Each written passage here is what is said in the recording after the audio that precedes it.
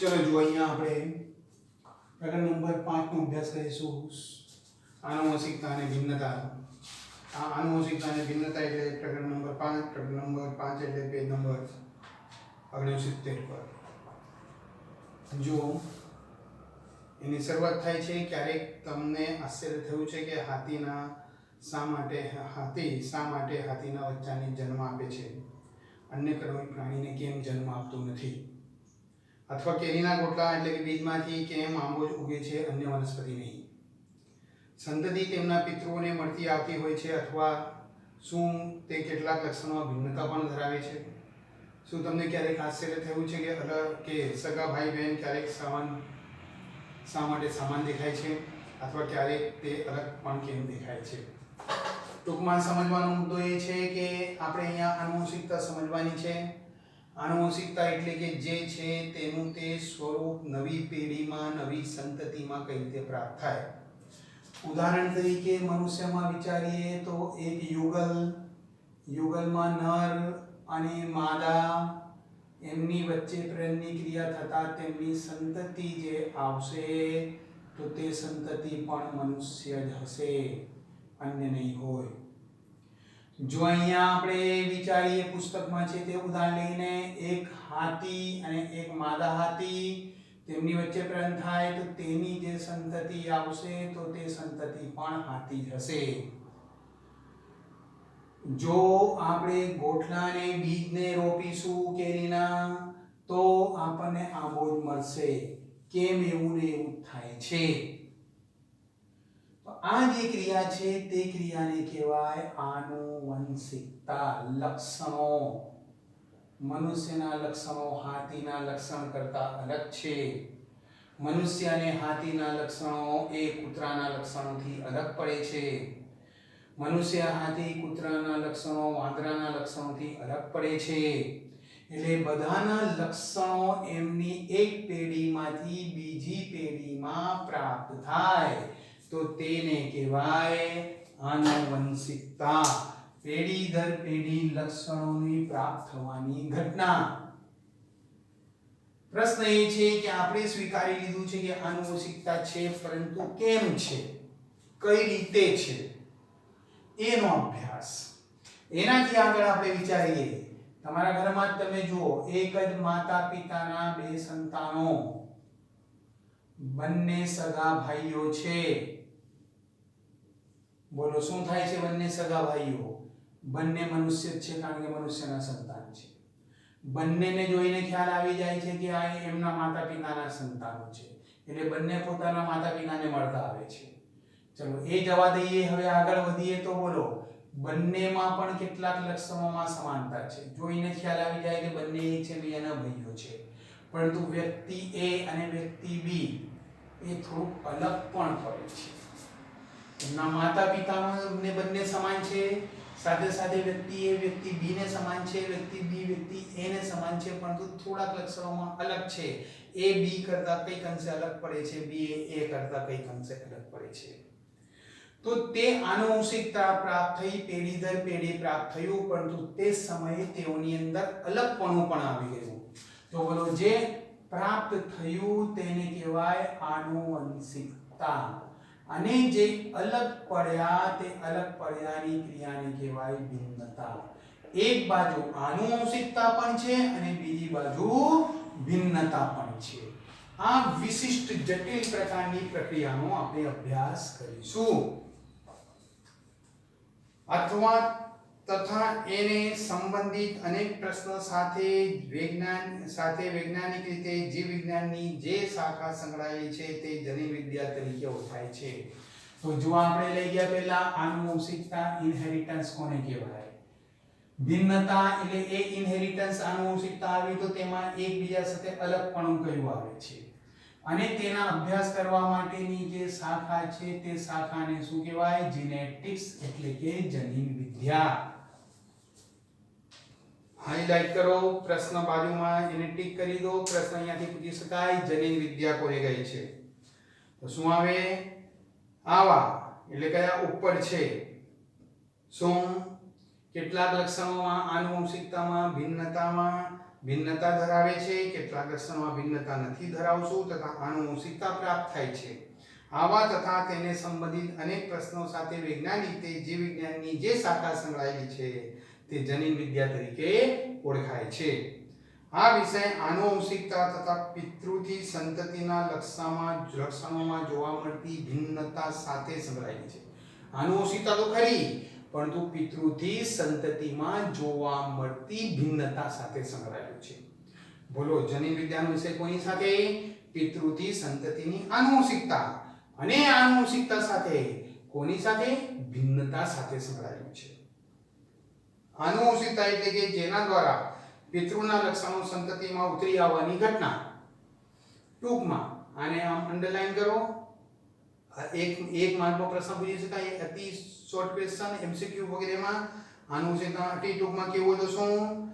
આનુવંશિકતા એટલે કે જેના દ્વારા પિતૃના લક્ષણો સંતતિમાં ઉતરી આવવાની ઘટના. પિતૃના લક્ષણો સંતતિમાં, મનુષ્યની સંતતિ મનુષ્ય, વાંદરાની સંતતિ વાંદરો, દેડકાની સંતતિ દેડકો.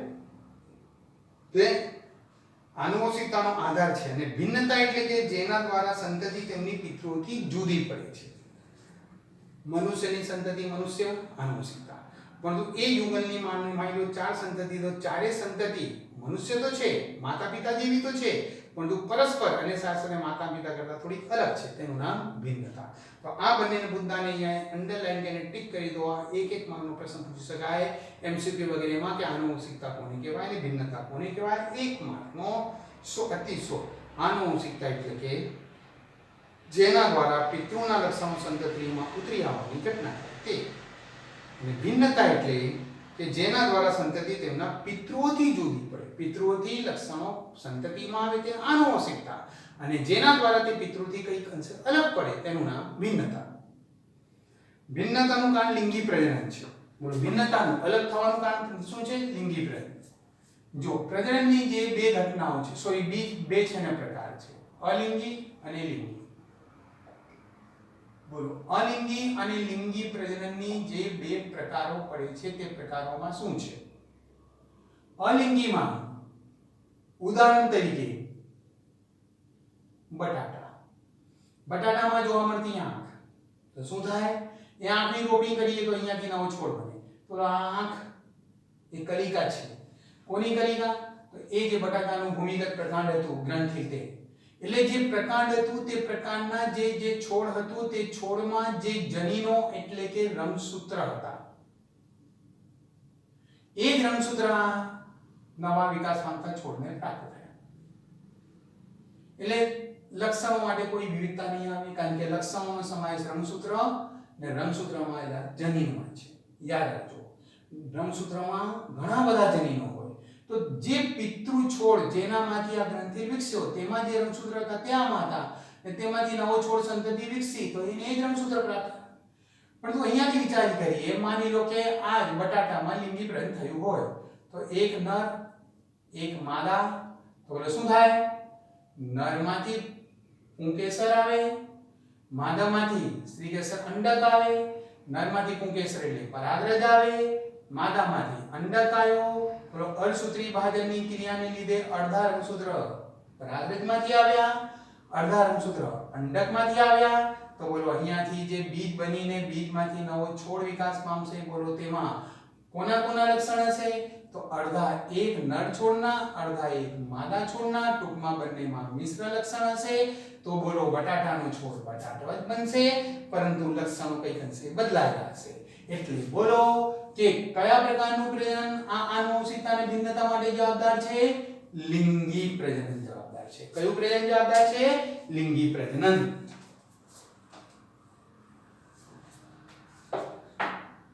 ભિન્નતાનું કારણ લિંગી પ્રજનનની પ્રક્રિયામાં છુપાયેલું છે. એક જ્ઞાન મનુષ્યને ઈસવીસન 8000 થી 1000 BC માં પ્રાપ્ત થયું હતું. BC before Christ. એટલે કે ઈસુ ખ્રિસ્તનો જન્મ થયો તે જન્મ સમયને 0 ઈસવીસન લેવામાં આવે. ઈસુ ખ્રિસ્ત 1 વર્ષના થયા તો એ 1 ઈસવીસન થયું. ઈસુ ખ્રિસ્ત 2 વર્ષના થયા તો 2 થયા. એમ છે ને કરતા કરતા આ સુધીમાં આપણે કરીએ તો 2020 આવી ગયું.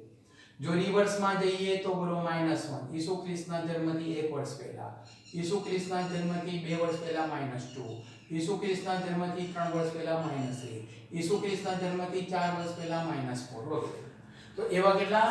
એવા 8000 ઈસુ ખ્રિસ્તના જન્મથી 8000 વર્ષ પહેલા થી મનુષ્યને આ વિશેનો ખ્યાલ હતો, આનુવંશિકતા. પરંતુ એ કઈ રીતે થાય છે, શું છે, કેવું નિયંત્રણ થાય છે તેનો ખ્યાલ નહોતો. તે મનુષ્ય તે આનુવંશિકતાના ઉપયોગ કરતો હતો, પરંતુ તેની વૈજ્ઞાનિક પાસાઓનો તેમાં અભાવ હતો. ભિન્નતાનું જ્ઞાન લિંગી પ્રેમની પ્રક્રિયામાં છુપાયેલું છે. એ જ્ઞાન મનુષ્યને ઈસવીસન 8000 થી 1000 BC માં પ્રાપ્ત થયું. તેમણે વનસ્પતિ અને પ્રાણીઓની પ્રકૃતિ માં ઉપસ્થિત વન્ય વસ્તીનો લાભ લીધો અને લાભદાયક લક્ષણોવાળા સજીવોની પસંદગી કરી તેમનું પ્રજનન કરાયું અને તેમાં ઈચ્છિત લક્ષણોવાળા સજીવો પ્રાપ્ત કર્યા. શું કર્યું તેમણે? તેમણે વનસ્પતિ અને પ્રાણીઓની પ્રકૃતિમાં એટલે આપણા કુદરતમાં ઉપસ્થિત વન્ય વસ્તીનો લાભ લીધો. જેનું સૌથી મોટું એક ઉદાહરણ હમણાં આવે છે ગાય.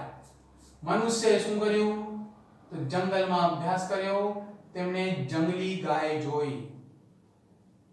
કેટલીક ગાય એવી જોઈ, ગાયની એક એવી જાત જોઈ કે જેમાં રોગ પ્રતિકારકતા ઊંચી હતી. એક એવી ગાય જોઈ કે જે દૂધ આપવાની ક્ષમતા વધુ ધરાવતી હતી.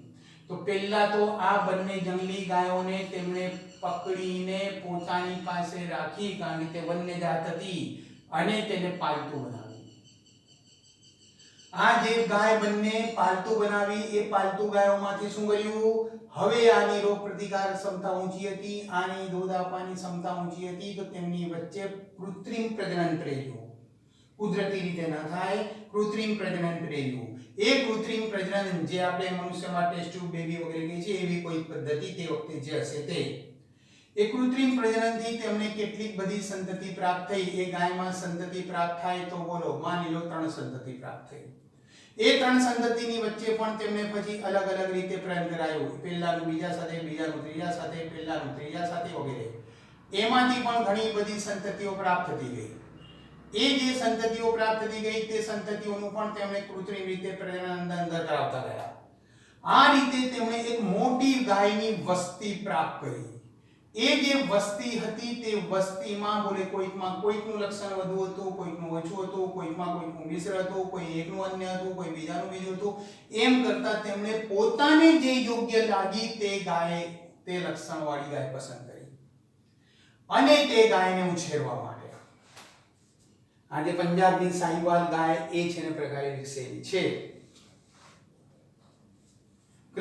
પ્રકૃતિમાં ઉપસ્થિત વન્ય વસ્તીનો લાભ લીધો અને લાભકારક લક્ષણોવાળા સજીવોની પસંદગી કરી તેમનું પ્રજનન કરાવ્યું તથા તેમને ઈચ્છિત લક્ષણોવાળા સજીવો પ્રાપ્ત કર્યા. ઉદાહરણ તરીકે કૃત્રિમ પસંદગી અને પાલતુ બનાવેલી આદિ વન્ય ગાયોમાંથી બનાવેલી ભારતીય જાત ખૂબ સારી રીતે આપણે પરિચિત છે. ઉદાહરણ તરીકે પંજાબની સાહીવાલ ગાયો. બોલો પંજાબમાંથી મળી આવતી કઈ ગાયો? સાહીવાલ ગાયો આ પ્રકારનું સ્વરૂપ ધરાવે છે. આપણે પૂર્વજોના લક્ષણનું વારસાગણ અને ભિન્નતાનું જ્ઞાન હતું. બોલો આપણા પૂર્વજોને કોનું જ્ઞાન હતું? વારસાગણ કે વારસા આવશે, લક્ષણો પણ બદલાશે, એનું જ્ઞાન હતું. પરંતુ આ ઘટનાઓનો વૈજ્ઞાનિક આધારનો સંદર્ભ ખૂબ જ ઓછી જાણકારી હતી. વૈજ્ઞાનિક આધાર તેમની પાસે નહોતો કે આવું કઈ રીતે થાય છે. કઈ રીતે થાય છે તો જુઓ, અહીંયા આપણે સમજીએ. પહેલા આપણે આનુવંશિકતા સમજી ગયા કે ગાયની સંતતિ ગાય હશે, ભેંસની સંતતિ ભેંસ હશે. આનુવંશિકતા ભિન્નતા, મનુષ્યની સંતતિ મનુષ્ય જ હશે, પરંતુ એ બધી સંતતિઓ એકબીજાથી અલગ હશે, પિતૃ સાથે પણ થોડી અલગ હશે. તેનું નામ ભિન્નતા. જેનેટિક્સ, જનીન વિદ્યા, આ બધો અભ્યાસ કરતી વિજ્ઞાનની શાખા. આનો ઉપયોગ 8000 થી 1000 ઈસવીસન પૂર્વે થતો હતો. તેમાં કૃત્રિમ પસંદગી કરેલી વન્ય જાતોનો પાલતુ બનાવેલી એ વન્ય ગાયોનું ઉદાહરણ એમણે આપેલું છે, જેમાં એમણે પાલતુ બનાવેલી ગાયોમાંથી ઉપયોગી લક્ષણોવાળી પાલતુ પ્રાણીઓની જાતો મેળવી. હવે આ કેમ થયું હતું, કઈ રીતે હતું, તેનો અભ્યાસ કર્યો 1856 થી 1863 ના 7 વર્ષના સમયગાળામાં. ગ્રેગર જોહન મેન્ડલે પ્રયોગ કર્યા. 1856, 57, 58, 59, 60, 61, 62, 63, 7 વર્ષ. કેમ 7 વર્ષ? અહીંયા 18 ગણે છે. અરે ભાઈ 56 થી 57, 1 57 થી 58, 2 58 થી 59, 3 59 થી 60, 60 થી 61, 61 થી 62, 62 થી 63. એ 7 વર્ષના ગાળામાં ગ્રેગર જ્હોન મેન્ડલે પ્રયોગો કર્યા. હવે પ્રશ્ન આવે છે કે એમના સિવાય પણ ઘણા બધા વૈજ્ઞાનિકો હતા જેમણે આવા પ્રયોગો કર્યા, પરંતુ તે નિષ્ફળ ગયા. કોણ સફળ થયા? મેન્ડલ. મેન્ડલ સફળ થયા, તેનું કારણ શું? આમ તો મેન્ડલની સફળતાના કારણોમાં બે વસ્તુ છે. એક તો મેન્ડલ સ્વયં પોતે અને બીજું તેમણે પસંદ કરેલી વટાણાની જાત. આમ તો આનો વર્ણન ખૂબ જ વિસ્તૃત થાય છે, પરંતુ આપણે ખૂબ ટૂંકમાં હું એને સમજાવું છું. મેન્ડલની સફળતાના કારણોમાં પહેલું છે, મેન્ડલ પોતે જીવ વિજ્ઞાન નો અભ્યાસ કર્યો હતો. તેના પ્રશ્નો ઉકેલવામાં ઇન્ટરેસ્ટેડ હતા, રસ હતો. હવે જીવ વિજ્ઞાનના કોયડા વગેરે ઉકેલવા હોય તો લાંબા સમયગાળા માટે પ્રેક્ટિકલ્સ કરવા પડે. એક સંતતિ, બીજી સંતતિ, ત્રીજી સંતતિ, ચોથી સંતતિ. એના માટે પૂરતો સમય જોઈએ. તો બોલો મેન્ડલનો ફાયદો શું હતો? એ ઉકેલવામાં તેમને રસ હતો, એ જીવ વિજ્ઞાનમાં રસ હતો. નંબર 2, તે પોતે એક પાદરી હતા. પાદરી હોવાને તે સંસારિક જીવનથી મુક્ત હતા, એટલે એમની પાસે પૂરતો સમય હતો, ઇન્ટરેસ્ટ હતો. એનાથી આગળ વધીએ તો તે ગણિત શાસ્ત્ર અને તર્ક વિદ્યાનું નોલેજ ધરાવતા હતા. હમણાં સુધી એવું ગણવામાં આવતું હતું કે ગણિત શાસ્ત્ર અને જીવ વિજ્ઞાન અલગ છે, પરંતુ એવું નહીં. તેમણે ગણિત શાસ્ત્ર, તર્ક વિદ્યા અને આંકડા શાસ્ત્રનો ઉપયોગ કર્યો. આનો સમન્વય કર્યો જીવ વિજ્ઞાનમાં. કઈ રીતે? સમય તો ખ્યાલ આવે. તેમણે એક છોડ લીધો, બીજો છોડ લીધો, બંનેની વચ્ચે સંકરણ કરાયું. સંકરણ કરાવતા જે નવી, માની લો કે જેટલી 1000 છોડ મળ્યા, માની લઈએ છીએ, વાસ્તવમાં તો અલગ મળ્યા હતા. 1000 છોડ મળ્યા, તો તે 1000 છોડ જે પ્રાપ્ત થયા તેની અંદરથી જોયું કે આટલા એકના લક્ષણો ધરાવે છે, આટલા બીજાના લક્ષણો ધરાવે છે, આટલા ત્રીજાના. તો તેમણે તેનામાંથી શું કર્યું? આંકડા શાસ્ત્રથી પર્સન્ટેજ કાઢ્યા. પર્સન્ટેજ કાઢીને તેમના વિશે તેમણે તર્ક કર્યો. તર્ક એટલે શું? એક ઉદાહરણથી સમજીએ. તર્કનું એક સામાન્ય ઉદાહરણ આપું છું, બહુ ડીપમાં નહીં, સુપરફિશિયલ, પરંતુ ખ્યાલ આવી જશે. તર્કશાસ્ત્ર. એક સોસાયટીના રોડ ભીંજાયેલા છે, તો એના શું તર્ક હોઈ શકે? નંબર 1, સોસાયટીની સ્ત્રીઓએ ઘણું બધું પાણી રોડ ઉપર ઢોળ્યું હોય. નંબર 2, સોસાયટીમાંથી જતો કોર્પોરેશનનો વાલ્વ બગડી ગયો હોય અને પાણી લીકેજ થયું હોય. નંબર 3, તે સોસાયટીની ગટરો ઉભરાઈ ગઈ હોય. નંબર 4, સોસાયટીમાં વરસાદ પડ્યો હોય. આ બધા એના તર્ક છે. તો જુઓ શું થયું. હવે આ તર્કને જે ઉદાહરણ આપ્યું તેને ભૂલી જાઓ. શું કર્યું? તેમણે જીવ વિજ્ઞાનનો જે કઈ સંતતિઓ વગેરે પ્રાપ્ત કરવાનો પ્રયત્ન કર્યો, તેની અંદર તેમણે તર્ક વિદ્યાનો ઉપયોગ કર્યો, આંકડા શાસ્ત્રનો ઉપયોગ કર્યો, અને ગણિત શાસ્ત્રની પદ્ધતિથી તે આખો જે કઈ કોયડાનો જે કઈ આન્સર આવતો હતો તેને નિયમ આપ્યો, નિયમોમાં પરિવર્તિત કરી શક્યા. જેમ કે તમે મેથ્સમાં પ્રમેય સાબિત કરવાનું શીખી ગયા કે પ્રમેય સાબિત કરો છો તેના પરથી નિયમ બને છે કે કાટકોણ ત્રિકોણ હોય તો આવો. એનો નિયમ થઈ ગયો. તો અહીંયા પણ એ નિયમો આપી શક્યા. તો એ મેન્ડલના સફળતાનું કારણ. બોલો ટૂંકમાં ઝડપથી. એ શું હતા? પાદરી. પૂરતો મુક્ત સમય હતો. નંબર 2, જીવ વિજ્ઞાનમાં રસ હતો, પરંતુ ગણિત શાસ્ત્ર, તર્કશાસ્ત્ર, આંકડા શાસ્ત્રનો નોલેજ હતું. તેમણે જીવ વિજ્ઞાનમાં તર્કશાસ્ત્ર, આંકડા શાસ્ત્ર અને ગણિત શાસ્ત્રનો ઉપયોગ કર્યો. તેની મદદથી તેમણે નિયમો બનાવ્યા અને નિયમોને ઉપયોગી સ્વરૂપમાં રૂપાંતરિત કર્યા. ચલો, તેમણે જે પ્રયોગ કર્યા તે વટાણાના છોડ તેમના માટે સફળતાનું એક મુખ્ય આધારભૂત કારણ બની ગયા. કેમ? તો અહીંયા સમજીએ. વટાણાના છોડનો અભ્યાસ કરીએ તો વટાણાના છોડને સરળતાથી ઉછેરી શકાય છે. ગાર્ડનમાં ઉછેરવું શક્ય છે. ગાર્ડનમાં જઈને રોપી દો, ઉછેરી જશે. નંબર 2, તેમની ઊંચાઈ મર્યાદિત છે. મોટા વૃક્ષ બનતા નથી, તેથી એને સરળતાથી આપણી રીતે ઉપયોગમાં લઈ શકાય છે. નંબર 3, જીવન ચક્ર ટૂંકું છે, 3 થી 4 મહિનાનું છે. એટલે બોલો બીજ રોપ્યા 3 થી 4 મહિનામાં આખો છોડ બની ગયો, એના પર પુષ્પ આવી ગયા, પુષ્પમાંથી ફળ બની ગયું, સિંગમાં બીજ આવી ગયા, એ બીજને રોપી દીધા એટલે બોલો આ નવો છોડ મળ્યો. તો આ પિતૃ થયું, આ સંતતિ છોડ થયા.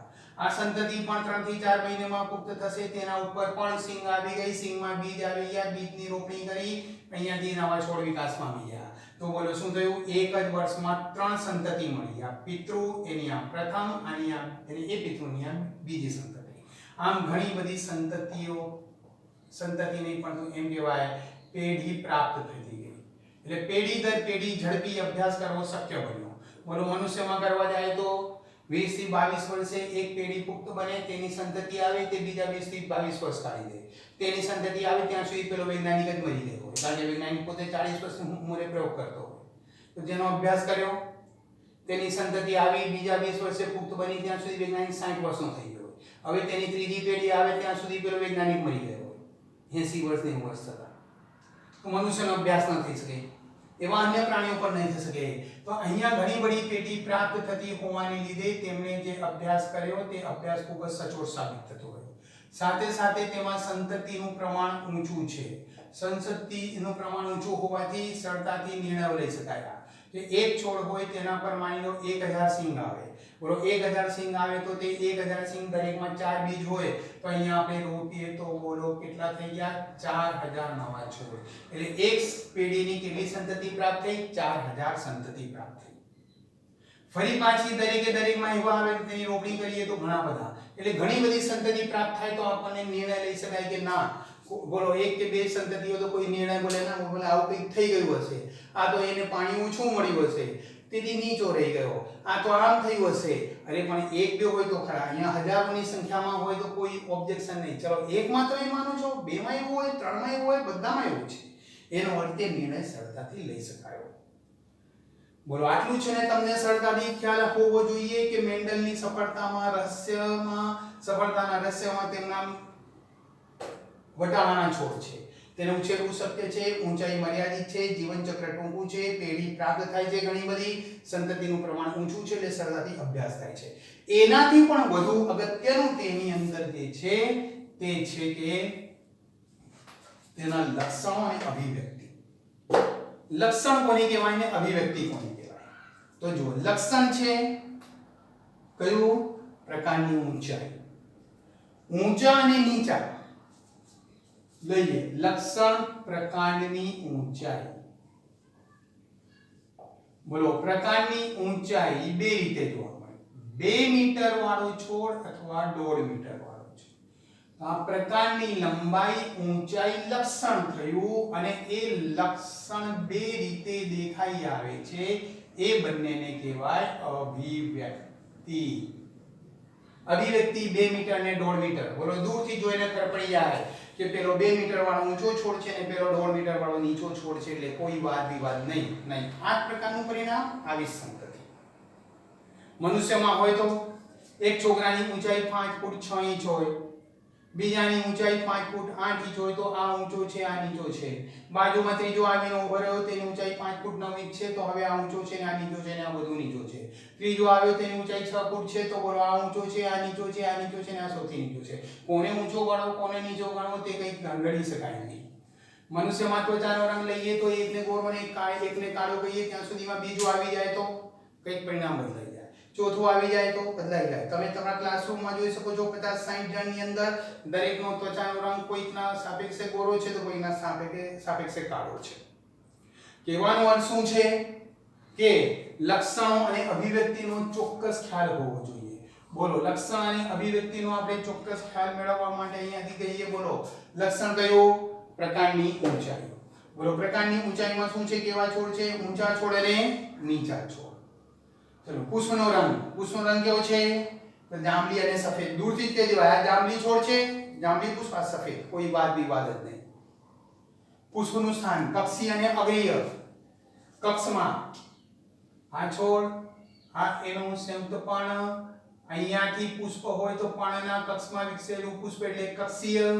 અને બોલો આ જે છોડ છે બોલો તે બીજા છોડમાં તે પુષ્પ તેના અગ્રકલિકામાંથી પ્રકાંડની ટોચ પર ઉદ્ભવ્યું તો અગ્રીય.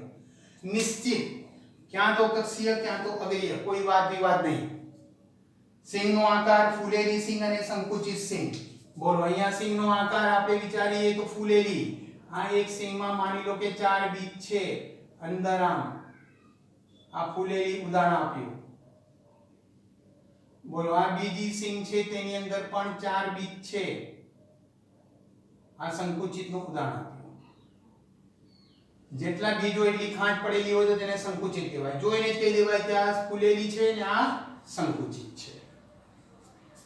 સિંહનો આકાર ભાઈ સિંહનો રંગ લીલા રંગની હોય કે પીળા રંગની, કોઈ વાદ વિવાદ જ નહીં. સિંહ પછી બીજનો આકાર ગોળ હોય અથવા ખરબચડો, ગોળ બીજ ને ખરબચડા બીજ. બીજનો રંગ પીળો અને લીલો. બોલો આજે તમારે યાદ રાખવાનું છે. આમાં પ્રભાવી પ્રચન વગેરે શું નહીં, હમણાં એટલું જ લક્ષણો. બોલો 7 લક્ષણો યાદ રાખવાના. એમણે પ્રયોગો પણ કર્યા તે 1856 થી 1863, 56, 57, 57, 58, 58, 59, 60, 60, 61, 61, 62, 63, 7 વર્ષ લક્ષણોનો અભ્યાસ કર્યો. 7 કયા કયા? એક ઊંચાઈ યાદ રાખવાનો, બીજું પુષ્પ, ત્રીજું સિંહ, ચોથું બીજ. બોલો ઊંચાઈ યાદ રહી હશે, ઊંચા છોડ અને નીચા છોડ. પુષ્પ, પુષ્પમાં બોલો રંગ અને સ્થાન, રંગ અને સ્થાન. બોલો રંગ કયો? તો રંગ જાંબલી અને સફેદ. સ્થાન કયું? કક્ષીય અગ્રીય. ચલો સિંહમાં પણ રંગ તો એની સાથે આકાર. બોલો સિંહમાં રંગ કયો? તો સિંહનો રંગ લીલો અને પીળો. આકાર કેવો? ફૂલેલું અને સંકુચિત. ચલો બીજ, બીજમાં પણ રંગ અને આકાર. બોલો બીજનો રંગ કયો? તો બીજમાં પહેલા પીળો ને પછી લીલો. બોલો સિંહમાં પહેલા લીલો પછી પીળો. બોલો બીજમાં રંગ કયો? પીળો લીલો. આકાર કેવો? ગોળ ખરબચડો. બોલો મેન્ડલે કેટલા લક્ષણોનો અભ્યાસ કર્યો પૂછાય તો 4 લક્ષણો. એ 4 લક્ષણોની દરેકમાં બબ્બે અભિવ્યક્તિ એટલે કુલ કેટલી અભિવ્યક્તિ થઈ? 8. બોલો કયા કયા થયા? તો બોલો પહેલું લક્ષણ પ્રકારની ઊંચાઈ, ઊંચા અને નીચા. બીજું પુષ્પ, પુષ્પ માટે બે લક્ષણો, પુષ્પનો રંગ અને પુષ્પનું સ્થાન. ચલો પુષ્પના રંગમાં જાંબલી અને સફેદ. પુષ્પનું સ્થાન કક્ષીય અને અગ્રીય. સિંહ, સિંહમાં બે, સિંહનો રંગ અને સિંહનો આકાર. સિંહનો રંગ લીલો પીળો, સિંહનો આકાર ફૂલેલી સંકુચિત. બીજ, બીજમાં રંગ અને આકાર. બીજનો રંગ પીળો લીલો, બીજનો આકાર ગોળ સંકુચિત. હવે ગોળ અને ખરબચડો એના પરથી યાદ રહેવું જોઈએ કે મેન્ડલે જે પ્રયોગો કર્યા તે પ્રયોગોના પરિણામે અતિશય નિશ્ચિત આવ્યા. કોઈ વાદ વિવાદ નહીં. આથી એમ કહી દેવાય કે મેન્ડલ સ્વયં પોતે અને તેમણે પસંદ કરેલો વટાણાનો છોડ તેમના સફળતા માટેનું રહસ્ય છે. તો જો ફરીથી એકવાર રિવાઇન્ડ કરીને કેમ સફળ થયા આખો ટોપિક જોઈ લેજો. ચલો જો અહીંયા પેજ નંબર 70 પર ટોપિક નંબર 5.1 મેન્ડલના આનુવંશિકતાના નિયમો. હવે આપણે મેન્ડલના આનુવંશિકતાના નિયમોનો અભ્યાસ કરીશું. તેના પહેલા મેન્ડલના આજે આટલું જે આપણે ડિસ્કસ કરી ગયા તે પુસ્તકમાં 5.1 આપેલું છે. 19મી સદીના મધ્યમાં આનુવંશિકતાને સમજવા માટે પ્રગતિ થઈ શકી. ગ્રેગર મેન્ડલે વટાણાના છોડ પર 7 વર્ષ સુધી 1856 થી 1863 સુધી સંકરણ માટેના પ્રેરિત પ્રયોગો કર્યા તથા તેના આધારે સજીવના આનુવંશિકતાના નિયમો પણ રજૂ કર્યા. મેન્ડલના આનુવંશિક સંશોધનો દરમિયાન સૌપ્રથમ આંકડાકીય પૃથ્થકરણ અને ગાણિતિક તર્કનો ઉપયોગ જીવ વિજ્ઞાનની સમસ્યાઓના સમાધાન શોધવા માટે થયો. હાઇલાઇટ કરો મેન્ડલની સફળતાનું સૌથી મોટું કારણ. કયું કારણ છે? તો આંકડાકીય પૃથ્થકરણ અને ગાણિતિક તર્કનો ઉપયોગ. તેમના પ્રયોગમાં નમૂનાઓની વિશાળ સંખ્યા. કેમ વિશાળ સંખ્યા નમૂનાઓની? હમણાં લઈ આ કે વટાણાનો છોડ પસંદ કર્યો તો સરળતાથી મોટી સંખ્યામાં વટાણાના છોડ પ્રાપ્ત થઈ શકે છે. તેમની સંતતિ દરેકની પણ મોટી સંખ્યામાં હોઈ શકે છે એટલે કોઈ પ્રશ્ન નહીં. તેમના આંકડાઓનો વિશ્વસનીયતા પ્રાપ્ત કરે છે. એક બે હોય તો કંઈ પરિણામ બદલાય તો કોઈ દલીલ કરી શકે તો આવું થયું હશે પેલું થયું, પણ ઘણા બધા હોય તો દલીલ ન થાય.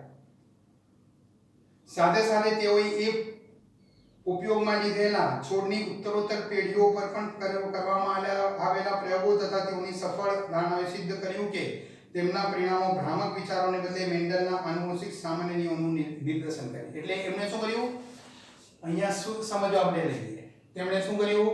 એક ઊંચો છોડ લીધો, એક નીચો છોડ લીધો. લક્ષણ પ્રકારની ઊંચાઈ, એની અભિવ્યક્તિ ઊંચા અને નીચા. ઊંચો છોડ, નીચો છોડ. બોલો શું કર્યું? બંનેની વચ્ચે સંકલન કરાયું. સંકલન કરાવતા બોલો શું થયું? ખૂબ જ મોટી સંખ્યામાં સંતતિઓ પ્રાપ્ત થઈ. તો તેમની વચ્ચે ફરી પાછું સંકલન યોજ્યું. ફરી પાછી તેમની સંતતિઓ પ્રાપ્ત કરી. ફરી પાછી તેમની અંદર સંકલન કર્યું અને દરેક વખતે પરિણામો મેળવતા ગયા. બોલો પહેલી વાર પરિણામ મળ્યું, તેમાંથી કોઈક નિયમ આપવાનો પ્રયત્ન કર્યો. બીજી વાર તેમનું સંકલન કરાયું અને તેમની જે સંતતિઓ પ્રાપ્ત કરી તેના ફરી પાછું નિયમો જોયા. તો આ નિયમોને આ નિયમો સમાન આવે. ફરી પાછું આ સંતતિમાં સંકલન કરાયું, તેમના પરિણામો મેળવ્યા, તે જે પરિણામોને નિયમ આપ્યા તો આ અગાઉના નિયમો સાથે સમાનતા આવી. આમ ઉત્તરોત્તર પેઢી સાથે એક બાદ એક આવતી પેઢી સાથે પ્રયોગો કરાવતા ગયા અને પરિણામો એને એક પ્રકારના પ્રાપ્ત થતા ગયા. તેથી તે નિયમોનું સ્વરૂપ સાબિત થતી ગયું.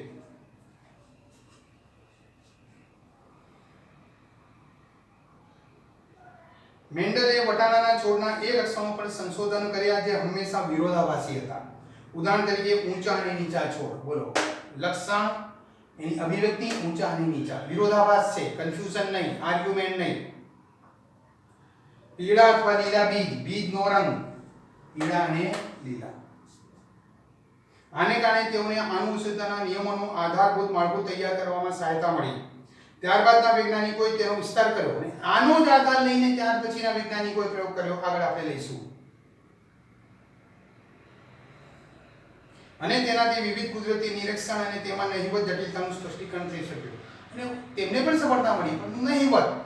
મૂળ સફળતા તો કોણ આપી ગયા? Gregor Johann Mendel.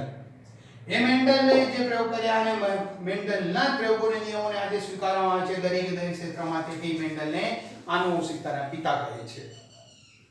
મેન્ડલે આવા અનેક શુદ્ધ સંવર્ધિત વંશક્રમ વટાણાની જાતને લઈ કૃત્રિમ પરાગનયન પરપરાગનયનના પ્રયોગ કર્યા. આને સમજીએ કે તે શું કહેવા માંગે છે.